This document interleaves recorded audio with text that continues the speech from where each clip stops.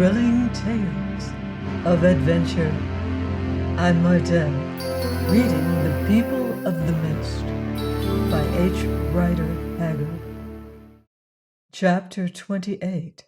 Juanna Prevaricates. The morning drew towards its evening. Like those that had gone before it, this day had been misty and miserable, only distinguished from its predecessors by the fall of some sharp showers of sleet. Now, as the afternoon waned, the sky began to clear in its accustomed fashion, but the bitter wind sweeping down from the mountains, though it drove away the fog, gave no promise of any break in the weather. At sunset Leonard went to the palace gates and looked towards the temple, about the walls of which a number of people were already gathering, as though in anticipation of some great event. They caught sight of him and drew as near to the gates of the palace as they dared, howling curses and shaking their fists. "This is a foretaste of what we must expect tonight, I suppose," said Leonard to Francisco, who had followed him, as they retreated across the courtyard. "We're in trouble now, friend. I do not so much care for my own sake, but it breaks my heart to think of Juanna. What will be the end of it, I wonder?"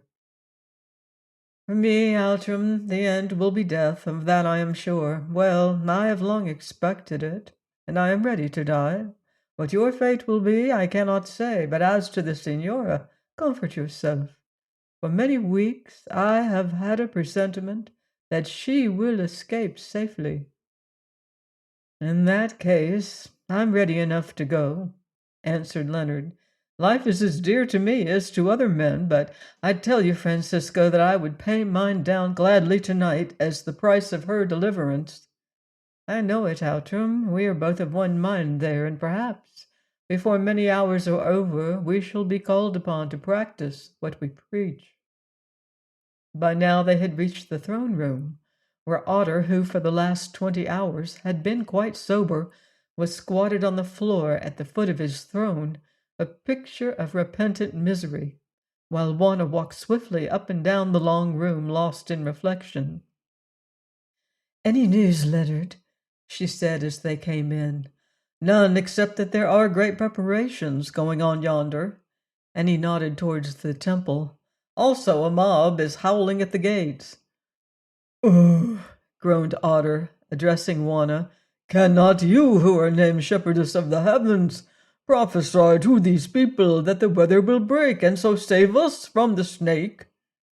"I can prophesy," she answered, "but it will not change tonight, nor, I think, tomorrow. However, I will try." Then came a silence. Nobody seemed to have anything to say. It was broken by the entrance of Olfan, whose face showed the disturbance of his mind. "What passes, Olfan?" asked Juanna. "Queen," he answered sadly, "there is great trouble at hand. The people rave for the blood of you, their gods. Nam told you that ye are summoned this night to confer with the people. Alas, I must tell you otherwise. This night ye will be put to your trial before the council of the elders." "That we guessed, Olfan. And if the verdict goes against us, what then?" "Alas, that I may say it. Then, Queen, you will be hurled, all of you, into the pool of the snake to be food for the snake." "Cannot you protect us, Olfan?" "I cannot, O Queen, except with my own life. The soldiers are under my command indeed, but in this matter they will not obey me, for the priests have whispered in their ears, and if the sun does not shine, they too must starve next winter. Pardon me, Queen, but if you are gods, how is it that you need help from me who am but a man? Cannot the gods then protect themselves and be avenged upon their enemies?" Juanna looked despairingly at Leonard, who sat by her side, pulling at his beard, as was his fashion when perplexed. "I think that you had better tell him," he said in English. "Our situation is desperate. Probably in a few hours he will know us to be impostors. Indeed, he guesses it already. It is better that he should learn the truth from our own lips. The man is honest. Moreover, he owes his life to us, though it is true that were it not for us, he would never have been in danger of his life. Now we must trust him and take our chance. If we make a mistake, it does not greatly matter. We've made so many already." Juanna bowed her head and thought a while. Then she lifted it and spoke. "Olfan," she said, "are we alone? That which I have to say must be overheard by none." "We are alone, Queen," he answered, glancing round, "but these walls have ears." Olfan, draw near. He obeyed, and leaning forward, she spoke to him almost in a whisper, while the others clustered round to hear her words. "You must call me Queen no more," she said in a voice broken with humiliation. "I am no goddess. I am but a mortal woman, and this man," and she pointed to Otter, "is no god. He is only a black dwarf." She paused, watching the effect of her words. An expression of astonishment swept across the king's face, but it was her boldness rather than the purport of her speech that caused it. Then he smiled. "Perhaps I have guessed as much," he answered, "and yet I must still call you by that name, seeing that you are the queen of all women. For say, where is there another so lovely, so brave, or so great? Here, at least, there are none." And he bowed before her with a stately courtesy that would have become any European gentleman. Now it was Leonard's turn to look astonished. There was nothing in the king's words to which he could take objection, and yet he did not like their tone. It was too full of admiration.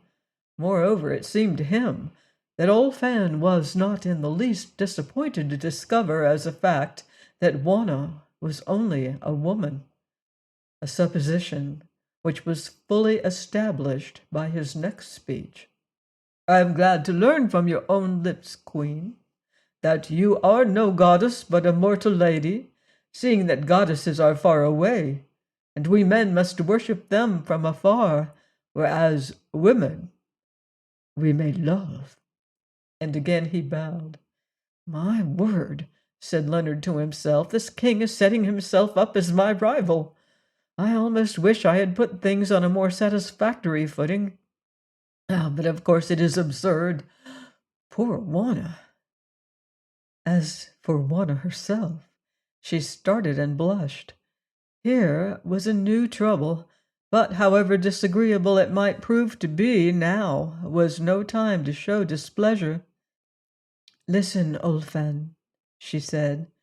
"This is not an hour for pretty speeches which mean nothing, for it seems that before the light dawns again I may well be dead, and far above all love and worship. This is our tale.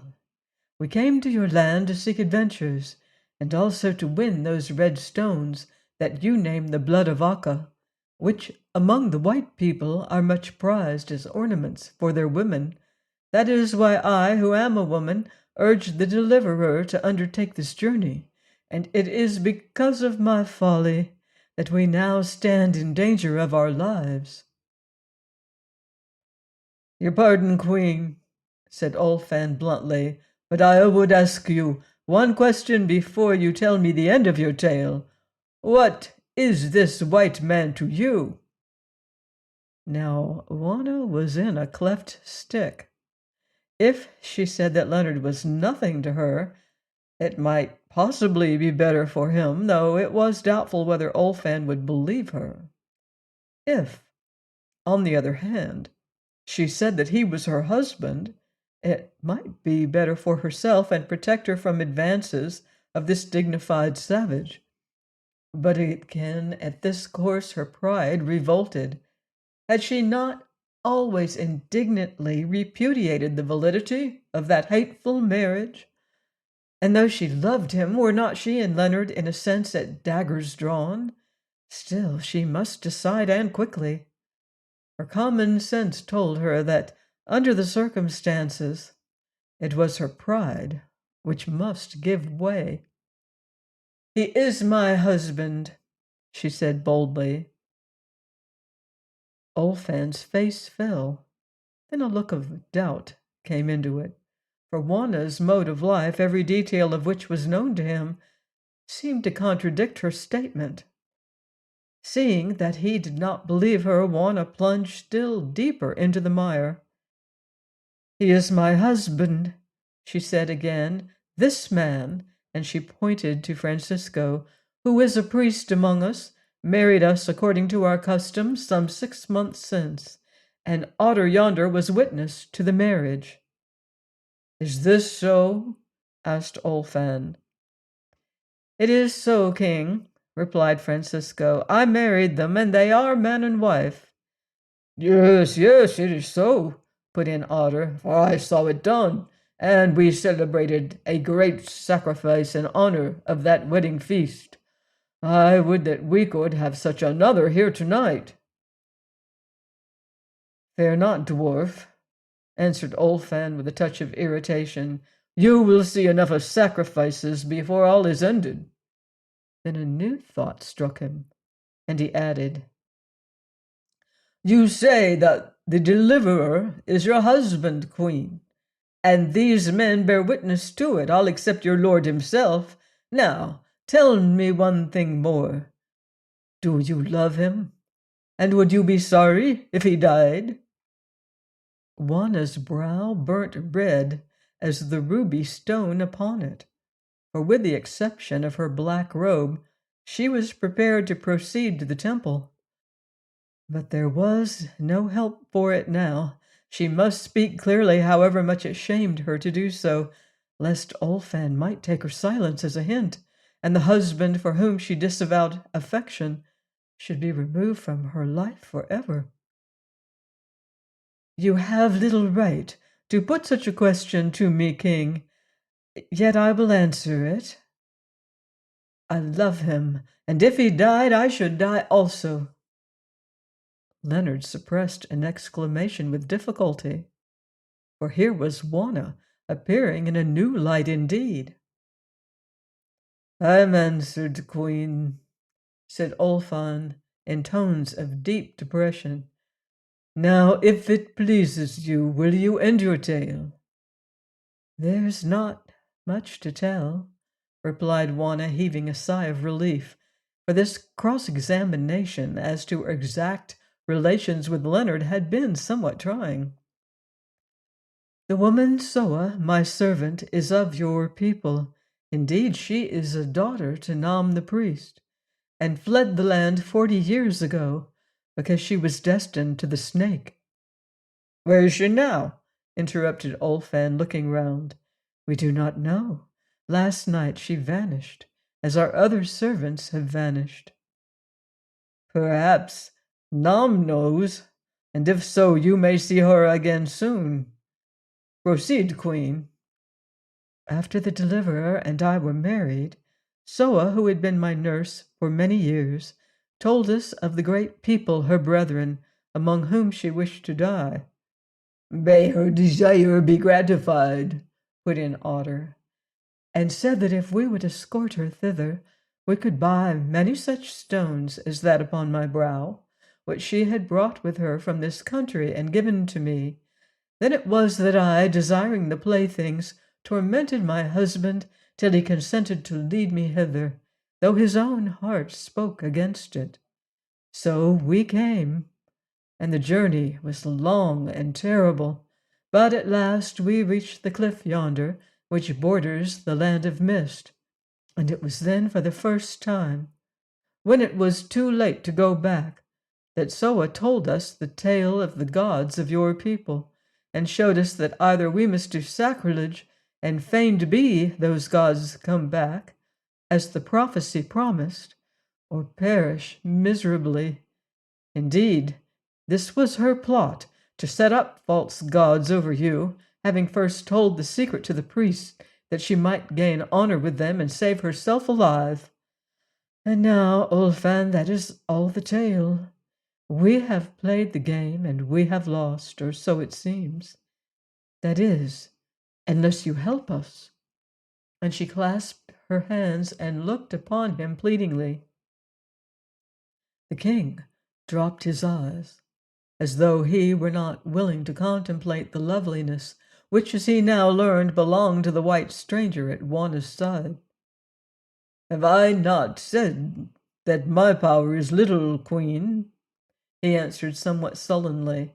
"Also, why should I help those who came to this land to trick us, and who have brought the anger of the gods upon its children?"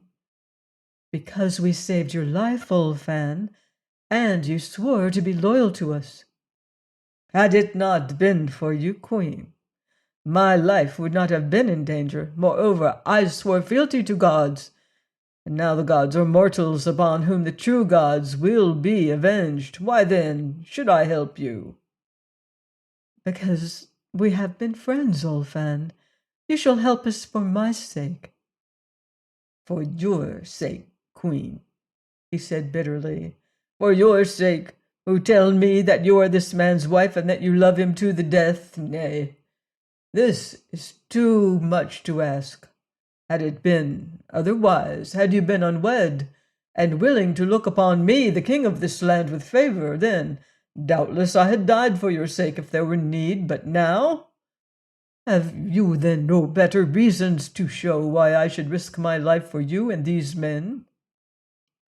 "I have 2 more reasons, King, and if they are not enough, then leave us to our fate, and let us who must prepare to die waste no more breath in words. The first is that we are your friends and have trusted you, saving your life at the danger of our own, and telling you this tale of our own free will. Therefore, in the name of friendship, which you should hold sacred, who are no common man but a king, we demand your help, we who have put our lives in the hollow of your hand, knowing that you are of noble mind and will not betray us. The second is that our interest is your interest. We strive against Nam and the priests, and so do you. If Nam conquers us today, tomorrow it will be your turn, and the snake whose fangs we must feel shall in days come to feed upon you also. Now is the hour of destiny for you and your descendants. Cling to us and break the yoke of Nam and the priests, or desert us and bind that yoke upon your shoulders to your doom. I have spoken. Choose." Olfan thought a while and answered, "Truly your mind is great, Queen, and sees far into the darkness of things such as our women have no knowledge of. You should have ruled this country and not I, for then by now Nam, who is my master, would have begged his daily bread at the gates of your palace, and the priests his servants had become the hewers of your wood and the drawers of your water. But I will not talk to you of policy, for time is short. Nay, I will deal with your first reason, and that alone. You have conjured me in the name of friendship and of my oath, and by the memory of service done, and not in vain. I am a man different from that race of men with whom you are, a wild chief of a wild tribe, having little wisdom, yet I have learned these things: never to break a promise, never to desert a friend, and never to forget a service. Therefore, because I swore fealty to you, because you are my friend, and because you saved my life, I will protect you to the last, though it may well chance that I can do nothing except die for you. For, Queen, although you can be naught to me while yonder man lives, still I am ready to give my life for you. As for the others, I will say this only, that I will not harm them or betray them. Now I go to speak with certain of the great men who are friends to me and hate the priest, so that when this matter comes on for judgment, they may lift up their voices in your favor. For nothing can be done except by policy. That is not now. Shortly I will return to lead you to the temple. Till then, farewell." And he bowed and was gone. When the curtain had swung to behind Olfan, Juanna sank back in her chair and sighed, but Leonard sprang up and said, "Juanna, that savage is right. You should have been a queen. I know what it must have cost you to say what you did." "Pray, to what do you refer, Leonard?" she said, interrupting him coldly. "I mean about our being married and the rest." "Oh, yes, well, you see, it is sometimes necessary to tell white lies, and I think that after tonight I am entitled to a prize for general proficiency in this respect. Of course," she added, dropping her sarcastic tone, "you will not misinterpret anything that I was forced to say to Olfan with reference to yourself, because you know that those statements were the biggest fibs of all. Just then, had it been needful, I should have been prepared to swear that I was married to Otter and deeply attached to him, or even to the king himself, who, by the way, strikes me as the most satisfactory savage that I have ever come across, in short, as a gentleman." Leonard turned pale with anger. "Really, Juanna," he said, "I think that you might wait until I seek to take some advantage of our friendship and accidental relations before you rebuke me as you think fit to do. It is little short of an insult, and were we in any civilized country, I would never speak to you again." "Don't get angry, Leonard," she said appealingly, for Juanna seemed to have every mood at her command, and ready to be assumed at a moment's notice. Perhaps this gift was one of the secrets of her charm, since monotony is a thing to be avoided by women who seek to rule, even the monotony of sweetness. "It is very unkind of you," she went on, "to speak crossly to me when I am so tired with talking to that savage, and we may all be dead and buried in a few hours." And she looked as though she were going to cry. Leonard collapsed instantly, for Juanna's plaintive mood was the one that he could resist the least of any. "You could make me angry if I were on my deathbed," he said. "That is, when you talk like that. But there it is. I cannot change you, so let us change the subject. Have you any of that poison to spare? If so, you might serve us out a little. We may want it before the evening is over." Juanna put her hand to her hair, and after some manipulation produced a tiny skin bag from which she extracted a brown ball about the size of a rifle bullet. "I can afford to be generous," she said with a little laugh. "There's enough here to kill 20 of us." Then Leonard took a knife and chipped off 3 fragments from the ball, taking one himself and presenting the other 2 to Francisco and Otter. The priest received it doubtfully, but the dwarf would have none of it. "Keep it for yourself, Bass," he said. "Keep it for yourself. Whatever way I die shall not be thus. I do not love a medicine that causes men to tie themselves into knots and then turns them green.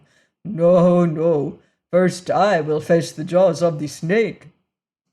So Leonard took that piece also. Please join me next time for another exciting chapter of The People of the Mist by H. Rider Haggard, here on Thrilling Tales of Adventure.